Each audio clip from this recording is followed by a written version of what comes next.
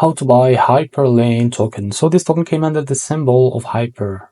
Now, before we start, this is not financial advice. I'm not professional or economic expert. So before investing in any project that you find on my channel, please do your own research. And also, there is a referral code down in the description. You can get free money in rewards on crypto. With this referral code, simply use the codes below. Fund your account, enjoy the benefits. Check them out in the description. Now, this token it will be listed on MEXC. So I will show you how to buy this token if it's listed on MEXC.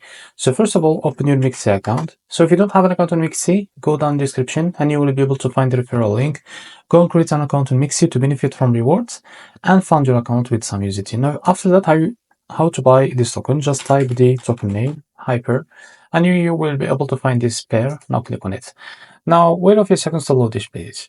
As you can see, this token will be live trading about 11 hours. So after that date, what you need to do, just click on limit, and here you can type how much you want to buy. So here you will be able to see how much you will be paid of that USDT on your account. Now click on buy Hyper.